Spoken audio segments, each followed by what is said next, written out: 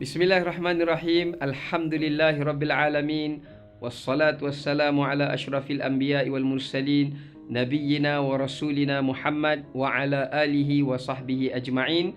Subhanaka la ilma lana illa ma 'allamtana innaka antal alimul hakim. Wala haula wala quwwata illa billahil aliyyil azim. Qala rabbi syrah li sadri wa yassir li amri wahlul 'uqdatam min lisani yafqahu qawli. Allahu akbar, Allahu akbar, Allahu akbar. La ilaha illallah, wallahu akbar. Allahu akbar walillahil hamd.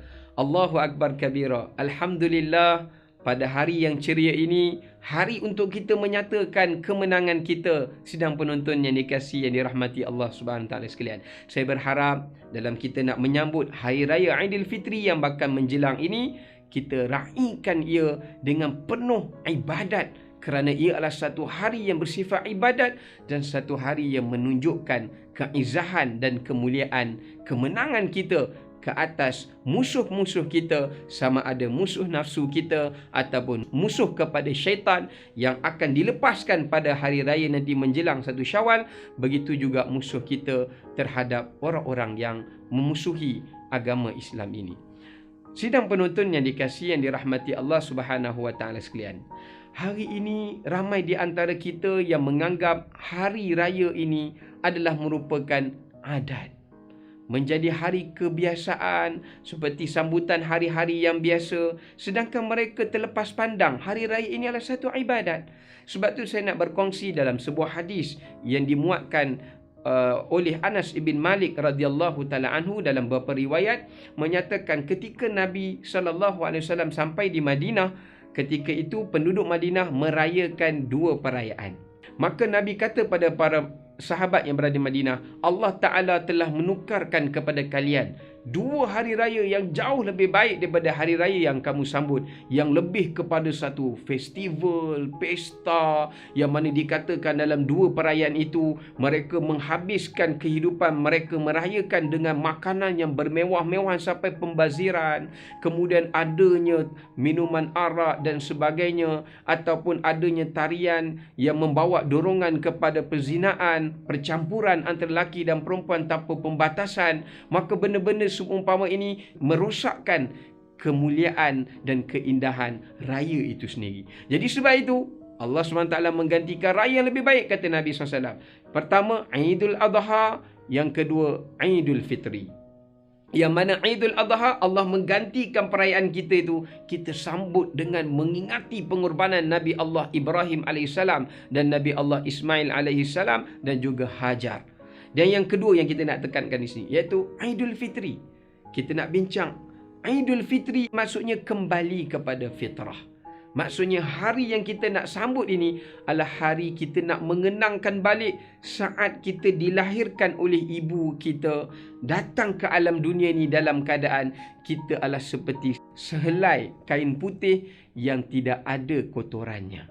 Maksudnya kita nak kenangkan balik, kita didatangkan oleh Allah dekat dunia ini dalam keadaan kita tidak membawa sebarang bebanan dosa. Sebaliknya kita adalah hidup dalam keadaan yang bersih. Sebab itu bulan Ramadan, bulan membersihkan kotoran dan juga penyakit-penyakit hati atau bebanan dosa yang pernah kita lakukan sebelum daripada Ramadan. Bila kita keluar Ramadan, kita kembali dalam keadaan yang bersih. Cuma persoalan dia, bagaimana tahap kebersihan kita, kebersihan dalaman kita selepas kita tinggalkan Ramadan. Jadi ini yang kita nak kongsikan bersama pada hari ini. Kalau boleh kita cuba hidupkan amalan sunnah-sunnah Nabi SAW, kerana Nabi SAW itu adalah suri teladan, contoh ikutan yang paling terbaik sepanjang zaman. Allah Ta'ala berfirman dalam surah Al-Ahzab, A'udzu billahi minasy syaithanir rajim. laqad kana lakum fi rasulillahi uswatun hasanah liman kana yarjullaha wal yawmal akhir wa dzakarallaha katsira. Bahawa sesungguhnya pada Nabi Muhammad sallallahu alaihi wasallam itu ada satu contoh ikutan yang paling terbaik bagi seluruh umat manusia. Tak kira dia bangsa apa. Bagi sesiapa yang beriman pada Allah, cintakan hari akhirat dan ingin banyak berzikir kepada Allah Subhanahu Wa Taala. Kita cuba lihat pada hari raya yang mulia ini, kita yang pertama menghidupkan malam raya. Kerana ada dalam satu riwayat menceritakan man ahya lailatal Eid faqad ahya qalbahu. Dalam satu riwayat yang dinyatakan siapa yang menghidupkan malam raya, dia telah menghidupkan hatinya. Kita telah suburkan hati kita dengan jiwa, dengan akhlak yang baik, dengan iman dan juga perasaan takwa kepada Allah. Cuma ada sebahagiannya dia sibuk untuk ke shopping mall, berfoya-foya, menghabiskan masa dengan celoteh, perkara-perkara yang lara. Kita telah rugi kelebihan berkenaan dengan malam raya itu sendiri. Imam Syafi'i kata, ada 5 waktu doa mustajab. Antaranya adalah berdoa pada malam raya Aidil Fitri. Jadi jangan kita lepaskan peluang, perbanyakkan berdoa dan menghidupkan kembali ibadat-ibadat yang pernah kita buat dalam bulan Ramadan. Begitu juga kita lakukan di malam raya. Yang kedua, kalau boleh dia ada takbir. Kita perbanyakkan takbir. Allah Ta'ala sebut dalam Quran surah Al-Baqarah, وَلِتُكْمِلُوا الْعِدَّةَ وَلِتُكَبِّرُوا اللَّهَ عَلَى مَا هَدَاكُمْ وَلَعَلَّكُمْ تَشْكُرُونَ. Sempurnakanlah 30 hari cukup Ramadan itu dan memperbanyakkan membesar Allah Subhanahu Wa Taala di mana saja kamu berada. Itulah tanda orang-orang yang bersyukur. Jadi tanda kita syukur pada Allah, kita kena perbanyakkan takbir. Yang mana takbir itu bermula pada malam terakhir dalam bulan Ramadan itu, maksudnya tanggal 1 Syawal. Pada malam itu kita banyakkanlah bertakbir kerana sahabat memperbanyakkan takbir mereka. Yang kedua sunnahnya adalah sebelum kita keluar pergi menuju ke masjid, kita disunatkan untuk mengambil makanan. Sebab kan semalam kan kita puasa. Jadi hari pertama Nabi larang kita tahan makan. Kalau hari raya Aidil Adha, kita disunatkan solat dulu baru makan. Ya, tapi Aidil Fitri kita disunatkan untuk makan dulu sebelum solat. Baik, yang kedua, kalau boleh pergi menuju ke masjid dalam keadaan bertakbir. Yang seterusnya, kita segera datang ke masjid untuk bertakbir di masjid beramai-ramai. Jangan lepaskan. Ini setengah tu dah lah sembahyang Jumaat selalu lewat. Datang sembahyang raya setahun sekali pun lewat juga. Masya Allah. Ya. Padahal solat raya tu walaupun sunat muakkad, taklah disuruhkan untuk kita meninggalkannya, tetapi kita mesti datang lebih awal supaya kita dapat bertakbir dan kita dapat salat berjemaah.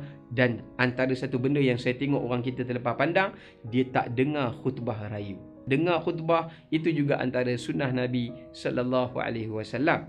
Antara yang lainnya juga adalah digalakkan kepada kita supaya bergembira pada hari raya.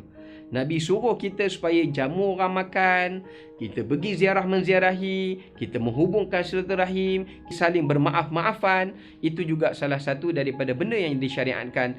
Ini di antara beberapa panduan. Antaranya kita jangan lupa mengucapkan tahniah ataupun doa.